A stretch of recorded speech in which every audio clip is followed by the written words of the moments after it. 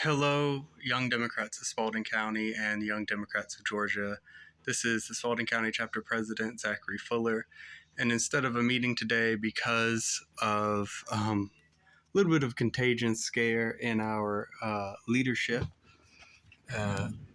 we were going to do this virtual, but it was just ended up being me and William. So I'm just going to record this quick video to get over the things for the month, things going forward, especially the last two meetings of the year. So the next meeting will be Saturday, November 11th at the UOA office.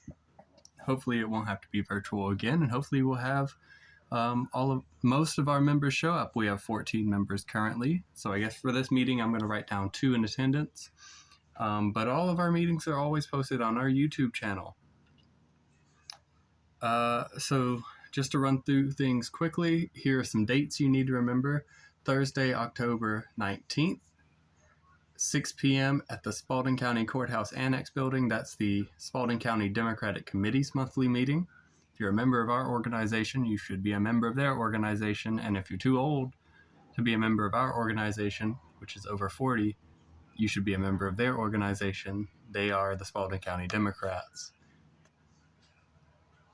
The next thing is our block party, Tuesday, October 31st from 7 p.m. to 11 p.m. in downtown Griffin. Our Halloween block party. Stop by for voter registration information, to hang out, to hear some views, to shop locally with us. Have a good time on Halloween. The 2023 elections are coming up. Every year is an election year, and 2023 is a municipal election. We're going to talk about that more in a little bit. The last day to vote, though, is Tuesday, November 7th, before 9 p.m. Or it might be 7 p.m. Each county is legally allowed to change that every year. So make sure you always look things up and vote early if you can.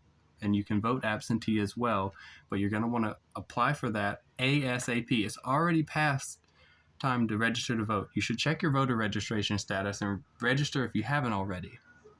But to vote in this year's election, the registration period's over.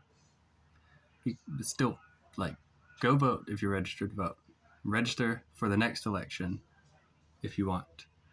Our internal elections, our chapter leadership elections, will start at the next meeting.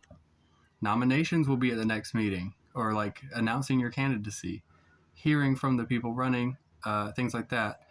And then the election will be in the December meeting, where we hand it over. How our bylaws, our charter and bylaws are set up is that we have 4 leadership positions: the president, the vice president, the treasurer, and the communications director. I'll explain what each of those are supposed to do in a minute. But each of those gets elected every year to a 1-year term and cannot run again for that position the next year. So right now I'm the president. I can't be president for 2024, but I can be, if elected, in 2025. You can't run multiple times in a row. And it's only 1-year terms. So to run through these positions, anybody who's a member can run for these positions. President is obviously the head executive position of the organization. So you take over responsibility for the look and the output and the results of the organization. Vice president just supports the role of the president in any way that they may need, and will fill in for them if they cannot perform their duties. The treasurer, that's fine. The treasurer handles the money. We have a bank account. We accept donations. It's a little bit complicated right now, but treasurer finances. Communications director is a more hands-on position, but not as much as the president, per se. The president is kind of the end goal, the end responsibility step for everything, the filter. The communications director is like the membership liaison, and helps with social media, helps with photography, helps with appearing in delegations and at events. and basically helps promote and engage with the members of our organization. So please show up to our next 3 meetings, so that then you can get the results in January. And we need people to run. We need people to run for every position. Every position is open right now. Moving on, the Halloween block party. Once again, will be on Halloween night, 7 to 11, about there in downtown Griffin, the Griffin Courtyard. Internally, when we can get together as leadership, we're going to lay out a better timeline for this. It's going to be structured with rallies and themes. And of course, we're going to do the GOTV, get out the vote. And we're going to register people to vote and encourage those who are already registered to vote in this year's election. We're also going to have Shop Local initiatives. We're going to be in downtown, and while there, we're going to send out groups to eat and drink and frequent the businesses there in downtown, and support local institutions, local businesses where money stays in our county. And yeah, that's all I have to say about that, since it's, you know what I mean. Here's the big thing. The election. 2023 municipal elections in Spalding County. The biggest thing is the Griffin mayor's race. So if you're a citizen of the city of Griffin, it's just under 24,000 people. Then you get to vote on the next mayor. There are 3 candidates running. I'll go over them very quickly. Doug Holberg is the incumbent. He's been serving in this position since our first election in 2019. Before that, he's been serving basically as that position since 2004, when it was an appointed, not elected position. It's more complicated than that description, but a little overview of who he is. He's the owner of Holberg Properties, a local real estate business, owns a lot of houses in Spalding County. He's also an insurance agent at Rivers Insurance. And these candidates can basically be broken down into 3 categories, and that's economic vision for the city. And I'm going to place my personal biases, because I've met all of these people. I want to place my personal biases aside and say that Doug is the conservative economics guy. The next candidate, Daoud Amin, is the liberal economics guy.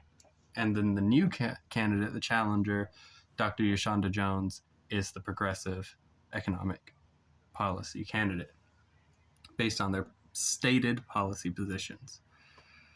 Now, to talk about Daoud Amin, he ran in the first election, the former election in 2019, only lost by 19 votes. Doug versus Amin in 2019, Doug versus Daoud. Daoud lost by 19 votes to Doug. He's running again. He is a member of the Griffin Spalding Development Authority. He's the chair of the Griffin Spalding Business and Tourism Association. He's the owner of Salam Seafood and Amin Sheet Metal. And then Dr. Yashonda Jones has a doctorate in organizational leadership and development. She is the chair of Griffin's Citizens Diversity and Inclusion Council, and a member of the Griffin Comprehensive Plan Steering Committee. And in none of these races is this organization endorsing any candidate. We are not endorsing any candidate. I'm just pointing out from the policies they've stated. We've got Doug, conservative, Daoud, liberal, Yashonda, progressive. You can take that as you will. You can look to sources like the Griffin Daily News and the GRIP for more information. And I think later this month there will be an edition of This Is Up to You as well. I'm not sure of that. You know how local media is. It's rocky. The other races that are happening, Commissioner District 2 and Commissioner District 4. The only candidate I'm even going to bother mentioning in these races is Ndidi Akuta for Commissioner District 4. Once again, no endorsements from this organization, but as an individual, I'll say maybe we should... I don't live in District 4. so I can't vote for him, but maybe I would if I lived there. And then there's also at-large town commission election in Orchard Hill as well. I've not met those candidates. I've only met the mayoral candidates. And also, and this is for everyone in Spalding County, November 7th, the e-splost. So every couple of years we have a splost tax that comes up for a vote. I think actually we have two splost. Splost is basically a sales tax per county, or it doesn't have to be per county. It's a sales tax measure that has certain restraints on what the spending can be on.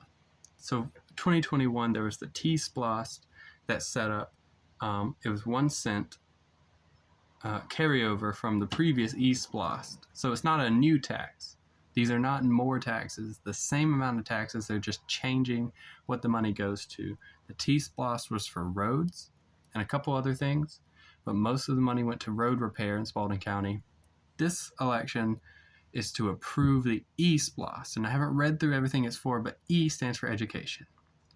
Our public education systems needs funding, and like as I said, this is not a new tax. It's a 1 penny tax that you already pay.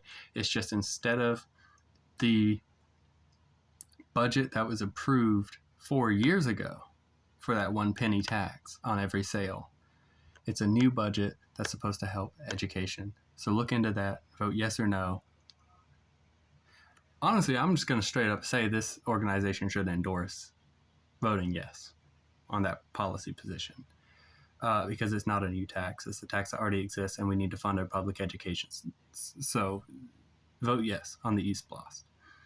Go vote whether you live in the city of Griffin or not, just because everyone can vote in this election. It's just if you live in District 2 or 4, or if you live in the city as a whole, you can vote for the mayor. And then if you live in the town of Orchard Hill, there's also a